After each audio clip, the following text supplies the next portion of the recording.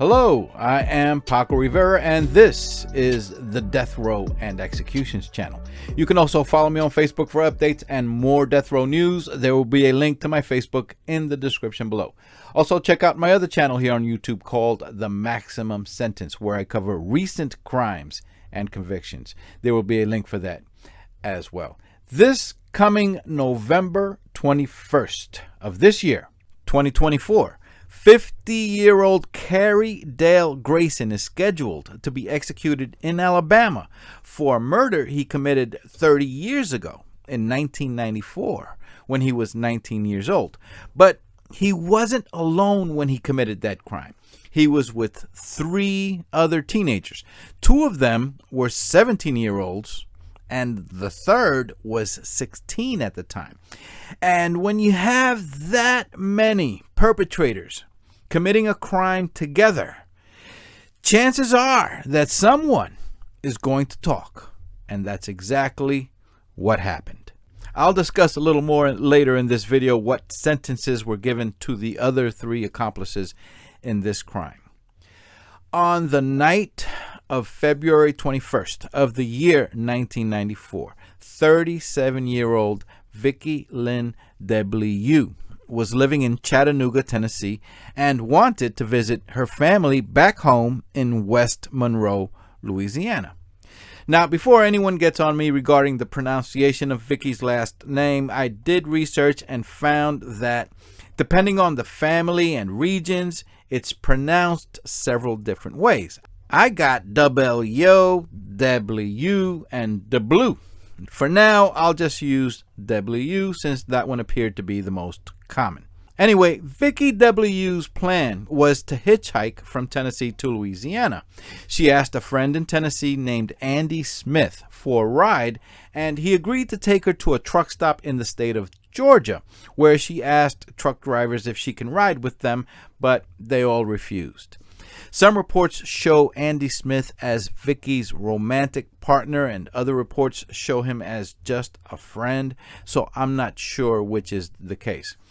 Andy Smith would later testify in court that he had tried to talk Vicki out of hitchhiking.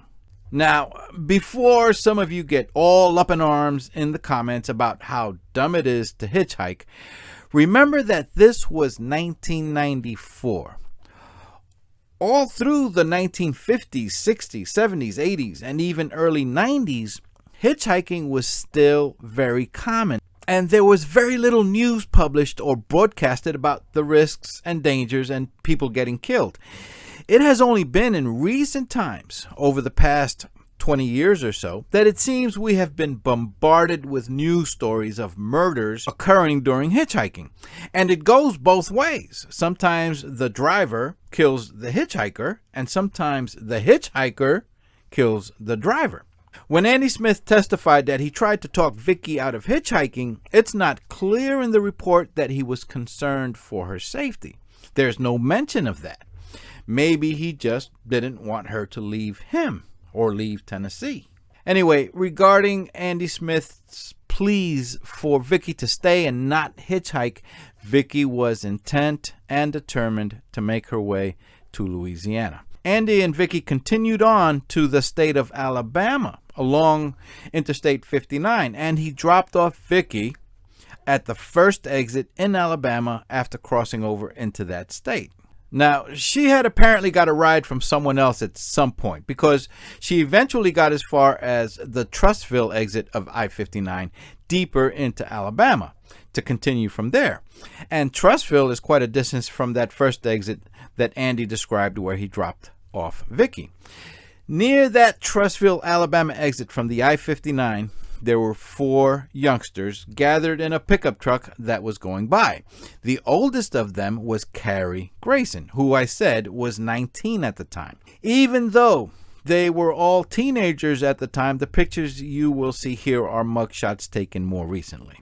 The other 3 were Kenneth Loggins, who was 17 at the time, Trace Duncan, also 17, and Louis Mangione, who was 16. All four were drinking alcohol and smoking marijuana that night in February of 1994. According to later testimony from several in the group, the oldest, Grayson, thought of himself as a Satanist and often spoke about wanting to kill someone, mutilate the person, and even engage in cannibalistic rituals by eating parts of the person. The four of them spotted a young woman on the side of the road for the Interstate 59 ramp, trying to flag down vehicles headed in the direction of Louisiana. That woman was Vicki DeBlieux. The group approached her and offered to give her a ride. Vicki accepted and got into the pickup truck with them. I can only assume that what appeared to be four young boys out having fun did not seem like any kind of threat to Vicki. At some point during the ride, the teenagers told Vicki that they needed to go somewhere to switch to a different vehicle. Vicki was not happy about that at all and began protesting and asking to be let out of the car. But the four youths refused to let her go, which means at this point, she's essentially kidnapped.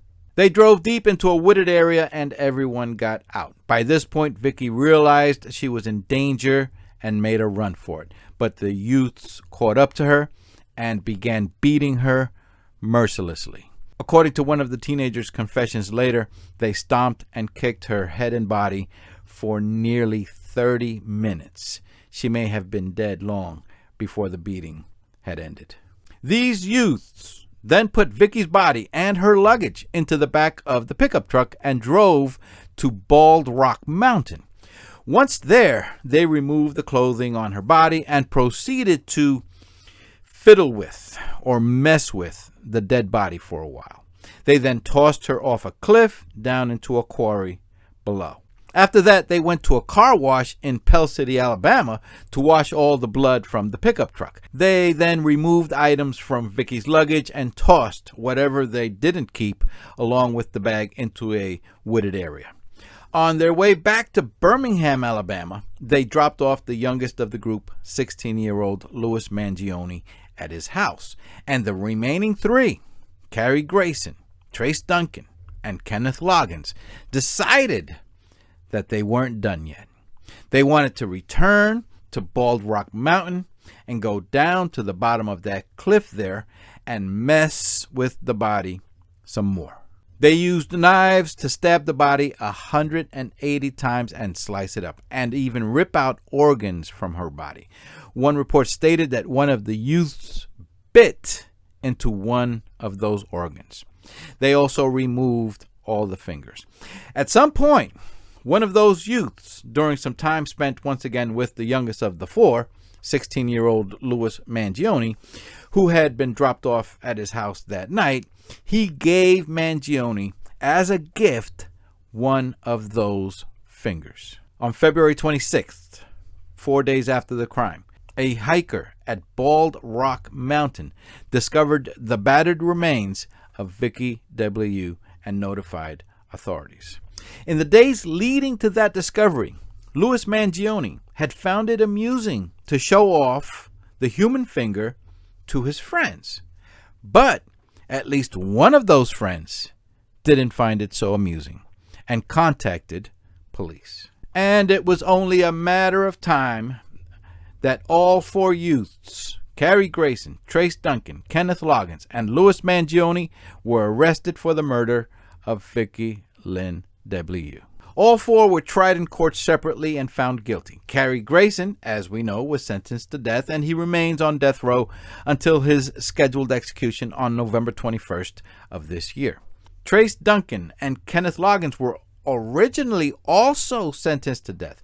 However, in the year 2003, the United States Supreme Court banned the death penalty for anyone who murdered someone before turning 18 years old. And since both Duncan and Loggins were 17 when they committed the crime, their sentences were changed to life without the possibility of parole.